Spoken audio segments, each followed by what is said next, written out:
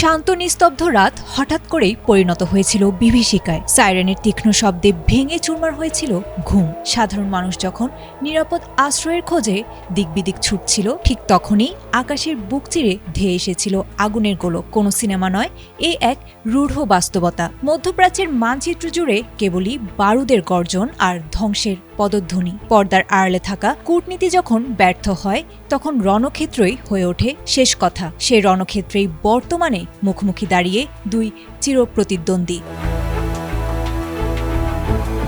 Iran ও ইসরায়েলের মধ্যকার উত্তেজনা আর সীমাবদ্ধ নেই কেবল হুমকি ধমকির মধ্যে। তেহরানের অপারেশন ট্রু প্রমিস 4 যেন পাল্টে দিয়েছে সকল হিসাব নিকেশ। আল জাজিরার তথ্য মতে শনিবার ভোরের আলো ফোটার আগেই 3 দফায় মুহুর্মুহু ক্ষেপণাস্ত্র হামলায় কেঁপে উঠেছে ইসরায়েলের মধ্যাঞ্চল ও অধিকৃত পশ্চিম তীর। আইআরজিসির দাবি, এবারের হামলায় তারা ব্যবহার করেছে আধুনিক ফাত্তাহ ও খোররামশার 4 ক্ষেপণাস্ত্র।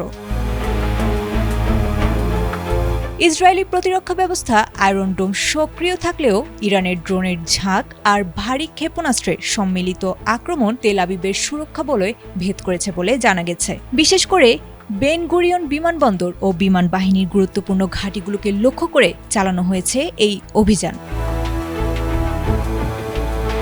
অন্যদিকে ইসরায়েল ও যুক্তরাষ্ট্রের পাল্টা হামলায় জ্বলেছে তেহরানের মেহেরবাদ বিমানবন্দর। স্যাটেলাইট চিত্রে দেখা গেছে ধ্বংসস্তূপ আর ধোঁয়ার কুণ্ডলী। মার্কিন সেন্ট্রাল কমান্ডের দাবি, 1 সপ্তাহে ইরানের 43টি যুদ্ধজাহাজ ধ্বংস করা হয়েছে। তবে ইরান বলেছে তারা এখনও তাদের মূল অস্ত্র ভাণ্ডার স্পর্শই করেনি। 1 দশকের পুরনো প্রযুক্তিতেই যদি এই অবস্থা হয়, তবে নতুন প্রজন্মের অস্ত্র কি তাণ্ডব চালাবে, সেই শঙ্কায় বর্তমান বিশ্বনেতারা।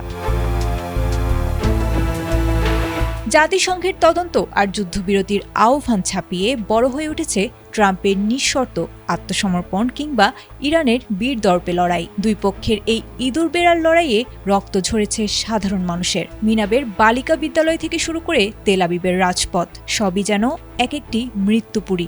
মধ্যপ্রাচ্যের এই আগ্নেয়গিরি শেষ পর্যন্ত পৃথিবীকে কোন মহাপ্রলয়ের দিকে নিয়ে যায়, এখন সেটি দেখার বিষয়। আয়েশা আক্তার, এটিএন বাংলা।